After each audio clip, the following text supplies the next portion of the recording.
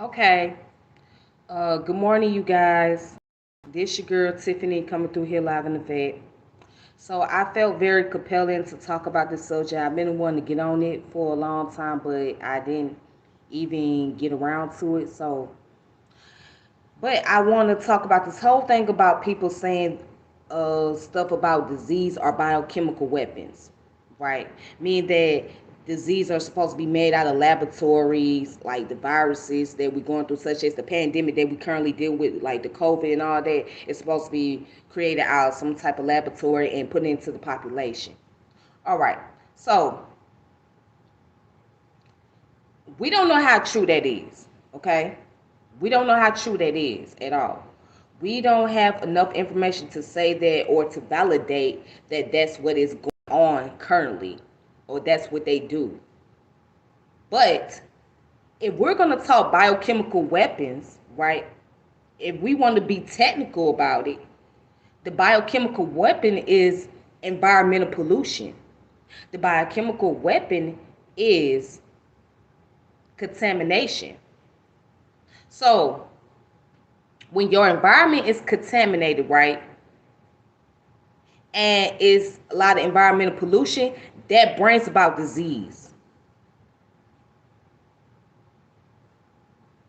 That brings about disease. Okay? So, as humans, we do not take care of our ecosystem like we should. We constantly pollute it all the time. And we pretty much make our own selves sick. I know that's going to go up a lot of people's head. But what I'm saying, we do not take care of our ecosystem. We pretty much pollute the universe that not the universe, we pollute the earth that we living in. Especially the water. Especially the water. Let's talk about the water. The earth is 71% water. So by the earth being 71% water, that means that it's approximately 29% land. Okay? And inside these waters, which we deal with oceans, seas, and all of that, it's life in those waters. All right, there's animal life and there's plant life in there. So when you pollute the waters, like when you go to the beaches and stuff like that, and you see people be throwing trash, that's going to bring serious pollution, and that brings about endangerment to those species in the water because they have to survive. Peace bars and chains. How you doing? Peace, brother. How you doing? But yeah, that's how those species have to survive. They have to survive like that. You know what I'm saying? They survive. They need water. So, and also the plant life is in there too. So when you pollute the water, guess what? You contaminate the plants. You could contaminate the algae. You contaminate the animals.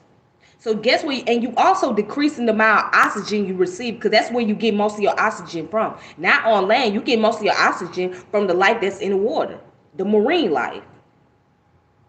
So you decreasing the amount of oxygen that you receive. So if we're going to talk about biochemical weapons and all this other stuff, we got to be very technical.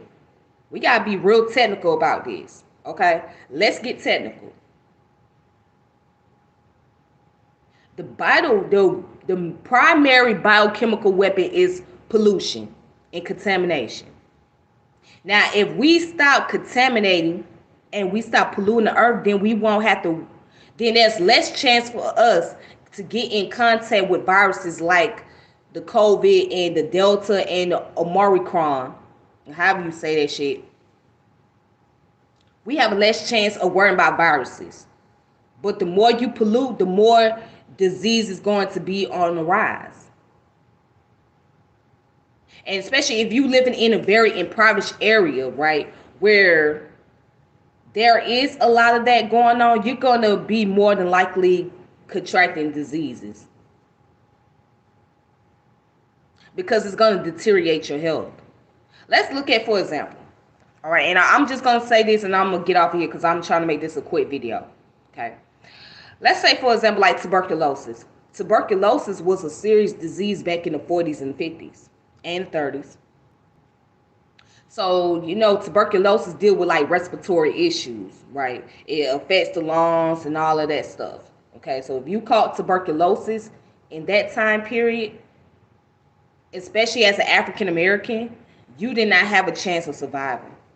Your chance of surviving was very slim. If you lived in a poor environment and you caught tuberculosis, your chance of survival is very slim. And that was the case. A lot of people caught tuberculosis because it was environmental condition. Not only just that, it was the pollution that was making them sick. It was the contamination that was making them sick.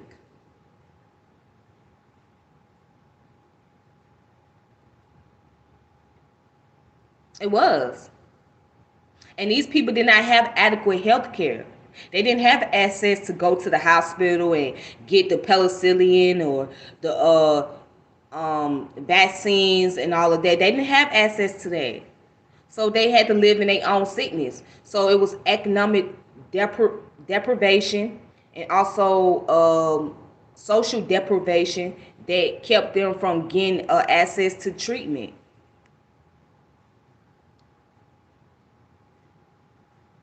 Again, going back to my initial message, environmental pollution, contamination is the biochemical weapon. It's the main biochemical weapon. Okay? Now, again, I have no proof that diseases are made somewhere in a laboratory and they just put some shit together and just throw it out there into the atmosphere and say, boom, there it go. Let's decrease certain human population. And think about that. That's kind of nonsensical. It's kind of nonsensical because why would you create a disease and put it out in the atmosphere thinking that you won't have a chance of becoming sick or contract it?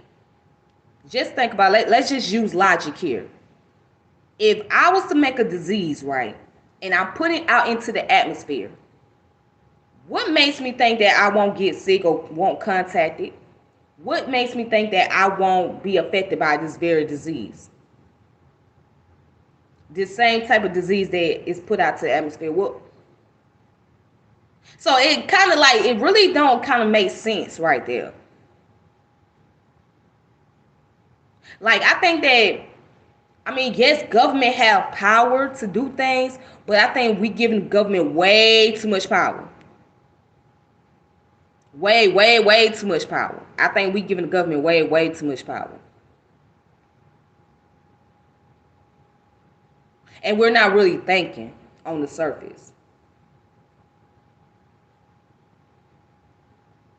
We're not really thinking. It's like you putting way too much power into this, and that's not the case.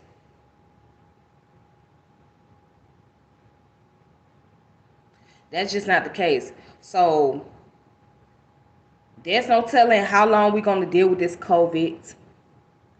Did I say it with a T? We don't know how long we're going to deal with COVID, okay?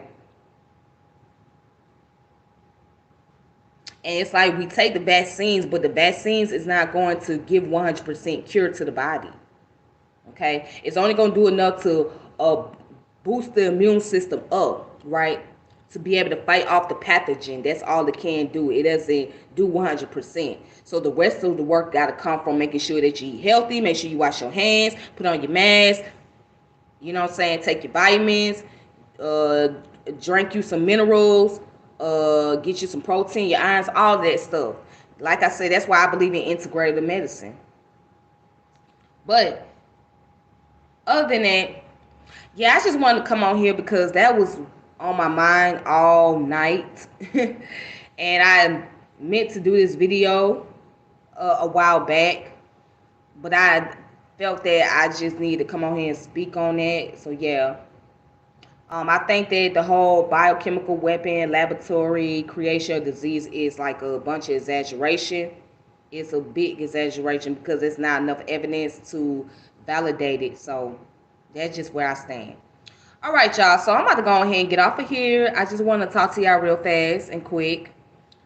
This your girl Tiffany, and I want to thank you guys for being very supportive of my channel and Thank you for subscribing, hitting the notification bell. Make sure you check out the contents on here. Make sure you check out the read materials that I post on here, so you guys can, go and look up things for yourself and all of that.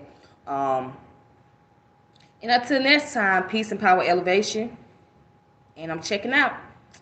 Deuces. All right.